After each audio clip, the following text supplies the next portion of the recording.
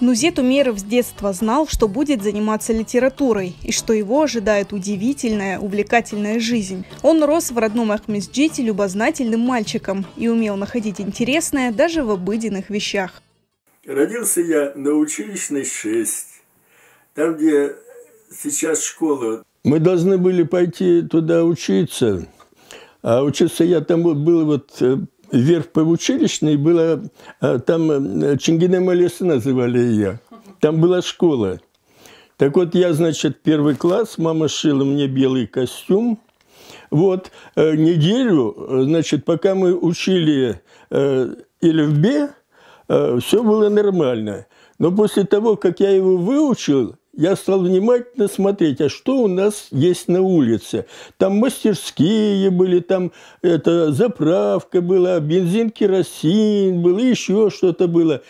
В общем, когда я вернулся домой, вот уже через неделю, у меня белый костюм был черный, у меня оба кармана были набиты железками. Во 2 класс мы уже не пошли, потому что война началась, и там госпиталь был.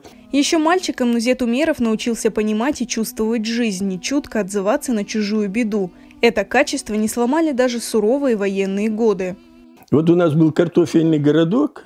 Мой папа там работал когда-то, он заведовал этим картофельным городком, и я, в общем-то, знал все туда лазы и вылазы. К Новому году пригнали из-под Харькова 30 или 40 тысяч наших раненых, пленных, раненых, контуженных. Кормили их, давали им 15 грамм отрубей и кружку теплой воды. Так мы вот все, что, как говорится, мальчишками добывали, понимаешь, мы все носили туда, в этот лагерь, отдавали, пропускали нас. И я помню, что принесешь, и они берут и держат тебя за руки. Понимаешь, чтобы почувствовать это детское тепло. А затем была депортация. Окончив в ссылке школу, Нузет ага работал токарем, слесарем, шахтером, но еще с детства он писал стихи. Этот талант позволил ему поступить в Москву, в литературный институт имени Максима Горького, где он учился с такими известными в будущем поэтами, как Евгений Евтушенко, Роберт Рождественский, Белла Ахмадуллина. Тогда же Нузет ага понял, что истории его жизни могут стать сюжетами произведений. Когда я в литературный институт поступал, председателем приемной комиссии был Всеволод Иванов. Это классик русской литературы. Мы, говорит, вас приняли потому, что у вас за спиной тяжелое военное детство. И завтра, когда вы научитесь писать, вам не придется высасывать из пальца. И вот это его напутствие, ты знаешь, вот я до сих пор помню. Вот, до сих пор помню, что действительно то, что я писал, это все то, что я пережил, в общем-то. В разные годы Нузет Умеров работал в казахстанском издательстве «Жазуши» писатель, главным редактором в Госкомитете Казахстана по печати, заместителем главного режиссера Государственного театра имени Алишера Наваи, а также главным редактором старейшей крымско-татарской газеты «Ленин Байрағы». Именно усилиями Нузет ага весь коллектив этой газеты в 90-е годы вернулся в Крым.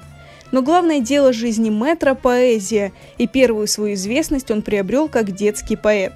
Его стихи любят дети, а это лучшая похвала его таланту.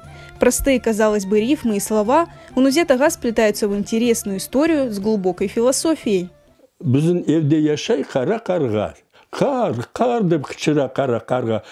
Пенжереге бақсақ, яғмұр ява ұлықлардан ташып, сулар ақа, соқырсың сен, деді біз қарағаға. Кім қарды қышырашы, яғмұрға, сұсты қарға, үш бақмай шарға, жаны пек ағырса керек қарға. Екі күден берлі білмей қарға, азбарымыз толып кетті қарға. Много лет Нузет ага собирал сказки, и результатом этой работы стал их объемный сборник. Со сказками у Нузета Абибулаевича особые отношения. Несколько лет на телеканале АТР он в образе доброго сказочника рассказывал детям истории на ночь. Нузет ага – создатель букваря Элифбе, который был у каждого крымско-татарского ребенка.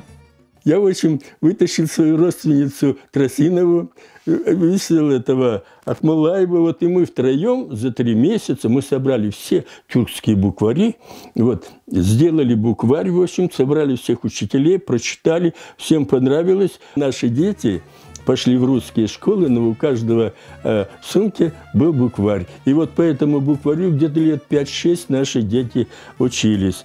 Посвятив огромную часть творчества детям, Нузет ага внес огромный вклад и в художественную литературу. Одним из последних его трудов стал роман «Бейбарс. Султан Египта».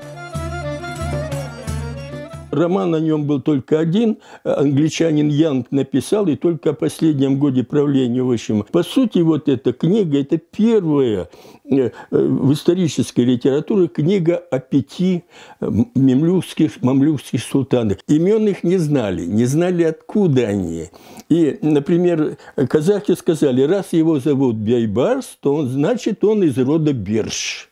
Когда я изучил все эти материалы, в общем, я смотрю, они не знают ни детства их, не знают, как они попали, не знают, кто были их родители. Понимаешь? И вот у меня ушло на это 10 лет. Я в каждом из них жил. Нузет Умеров одинаково талантливо пишет и на крымско-татарском, и на русском языках, умело используя в своих произведениях все диалекты родного языка. Его мастерство отмечено множеством наград и званий. Он автор более полусотни книг, изданных огромными тиражами. И все эти книги – бесценный вклад Нузета Умерова в сокровищницу крымско-татарской литературы.